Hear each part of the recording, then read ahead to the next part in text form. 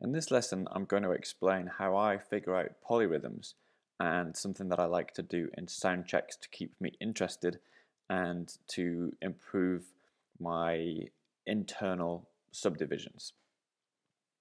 So I have octave sequencer here, and sequencer 1 I've got set at a rate of 16th notes, and the length is 8, and I've drawn a hi-hat note in on beat 1. So if we play this, and what I like to do on sound check is, say I'm playing a floor tom here and I'm waiting for the sound engineer to set the gain on it. I'll play that, and in my head I will divide into the 16th notes like this. So let me draw those in so you can hear what these sound like. So this is what's going on in my head.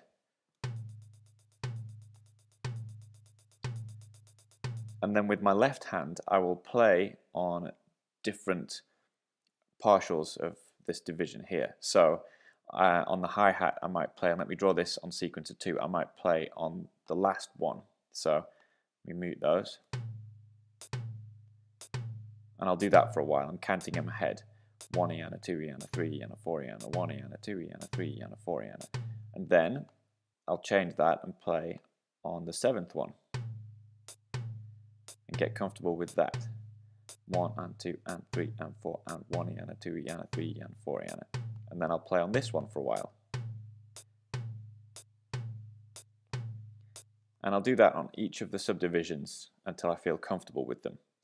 Now, there's an easier way to do this in octave sequencer, and the way I'm going to do it is, we've got 8 notes here, so I'm going to move the start position of this up to 8. So 1, 2, 3, 4, 5, 6, 7, 8. So you can see that moves where this pattern starts. I'm going to draw the hi-hat in here. So now this is what we get. And I can move this start down. So now it's on the 2nd note. I can move it down again. Now it's on the 3rd note. Move it down again. And I can keep doing that and work my way through all the different places that I can play it.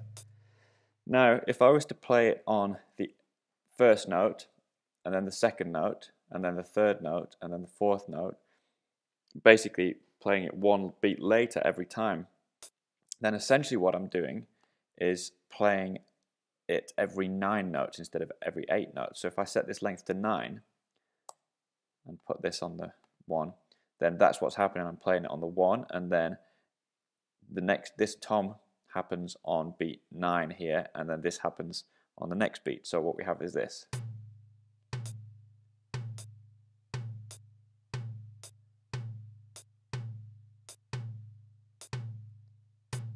Okay, and what you actually have is 8 against 9. That's an 8 against 9 polyrhythm. This is easier to see if you do it with a length of 4. So let me set this to 5 and that to 4. So now we'll get a 5 against 4 polyrhythm.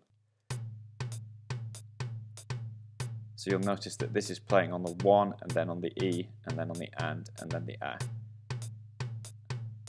1, E, and A. 1, E, and A. 1, E, and A.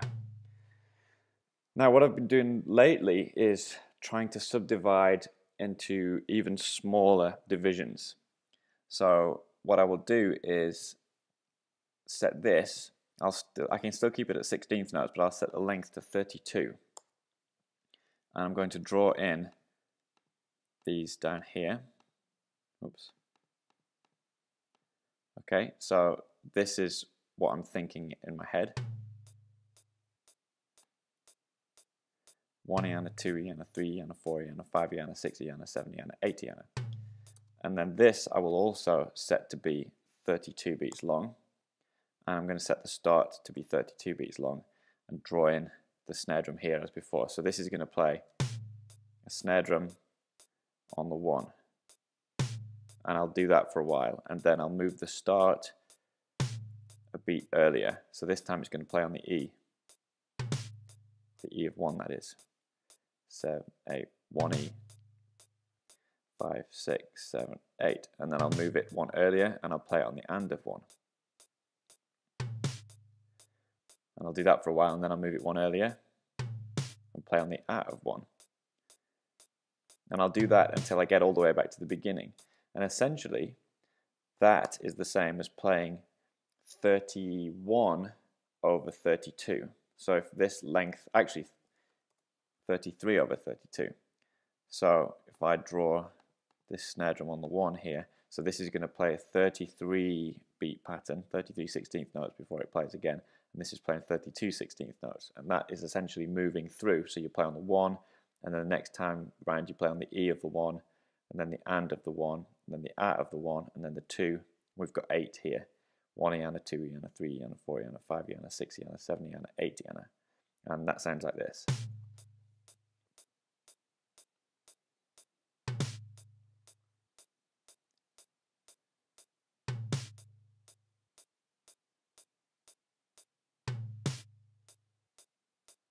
And that's going to be on the 2. 1 E and a 2 E and a 3, 4, 5, 6, and then the E of 2, 1, 2 E, 3, 4.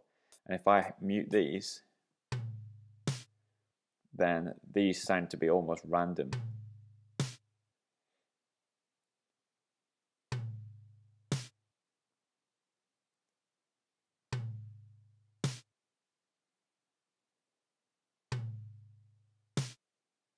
And it just sounds like that's getting kind of more and more out of time. But in your head, you're always dividing into these 16th notes and keeping those subdivisions going. And it's just a nice way of playing kind of glitchy sounding things.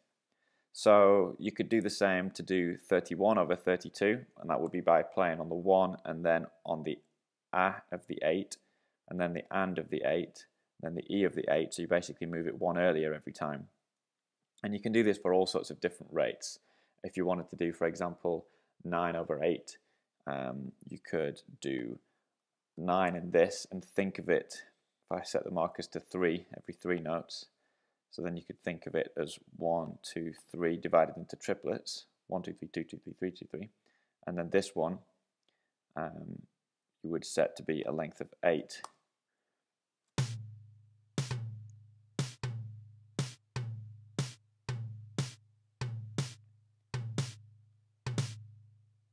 If I turn up this subdivision,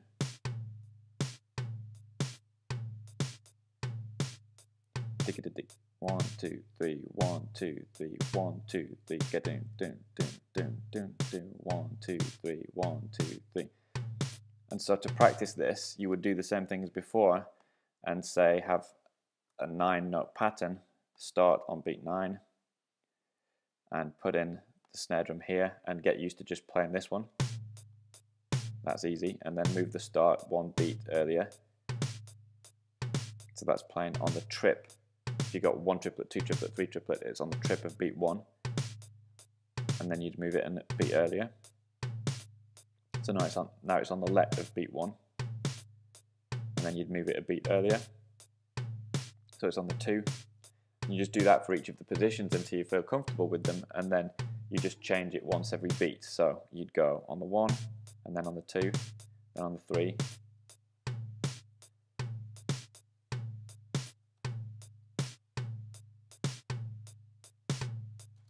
And that's how you get 9 against 8.